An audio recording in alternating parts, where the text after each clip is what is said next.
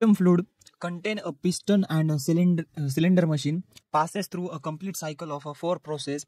The sum of all heat transfer during a cycle is 340 kilojoule, and the system complete 200 cycles per minute.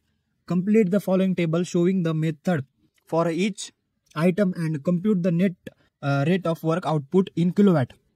Okay, आपल्याला काय करायचं, फक्त इथं जे क्वेश्चनचे mark दिले ते व्हॅल्यू फाइंड करायचे. त्यासाठी गिवन डेटा लिहून घेऊ. पहिले काय, sum of all heat transfer during cycle minus 340 kilojoule दिले आणि number of cycle completed by the system is equal to 200 cycles per minute सांगितलंय. मग आपल्याला आता ही प्रोसेस आहे, प्रोसेस 1 2, त्याच्यामध्ये क्यू नाही, पहिला ई फाइंड करू घेऊ. डेल्टा ई म्हणजे एंट्रोपी.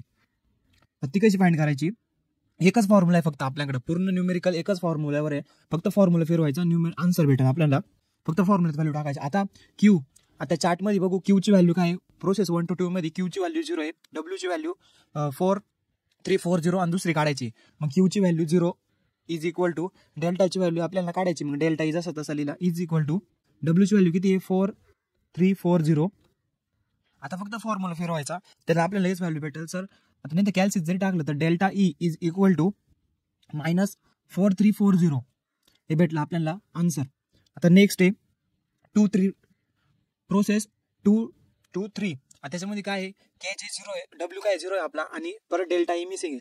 क्यूची व्हॅल्यू किती आहे तिथं, क्यूची व्हॅल्यू आहे 4230 is equal to delta E missing आहे प्लस डब्ल्यू काय 0. परत आपण हा फॉर्म्युला फिरवला किंवा कॅल्सियस टाकलं, आपल्याला डेल्टा ई भेटला 42000 kilo joule per process 3 to 4. आता 3 to 4 मध्ये काय आहे, क्यूची value -4200 is equal to delta ईची व्हॅल्यू आहे -73200 प्लस डब्ल्यू मिसिंग आहे. मग डब्ल्यू तसं लिहिला. मग डब्ल्यू इज इक्वल टू हे रिअरेंज करून घेतलं आणि आन्सर भेटेल आपल्याला 69000 किलो जूल पर मिनिट.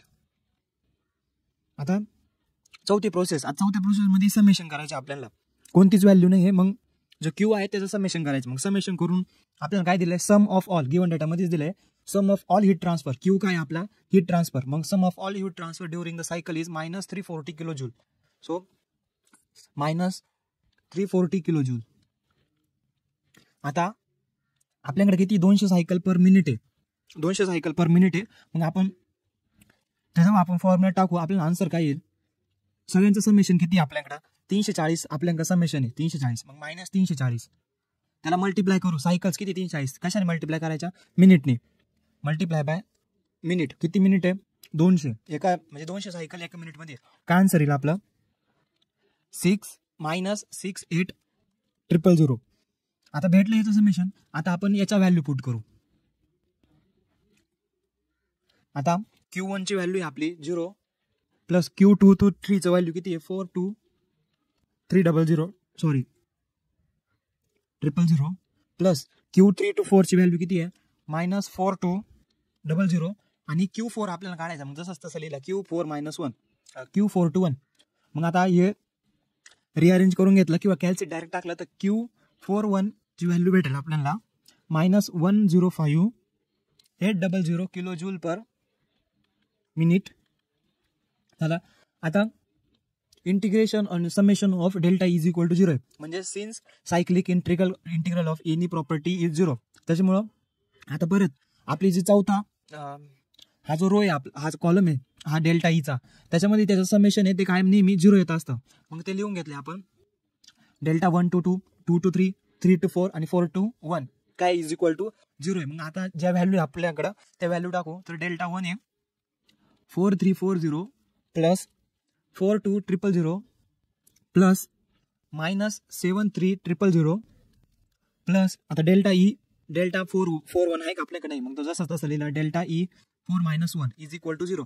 आता हे परत रिअरेंज केलं किंवा कॅल्सियस याला एक्स म्हणून टाकलं तर आन्सर भेटला आपल्याला delta E 41 is equal to 35540 kilo joule per minute.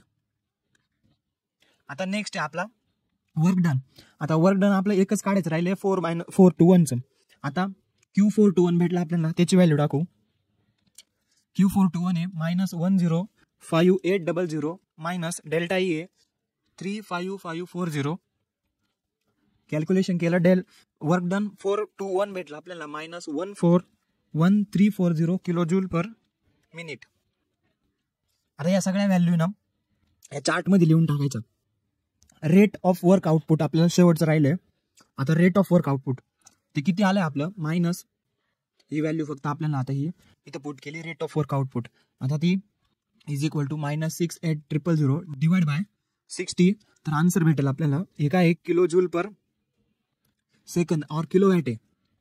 Is equal to solve करून घेतलं 1133.33 हे भेटलं किलो वॅटमध्ये.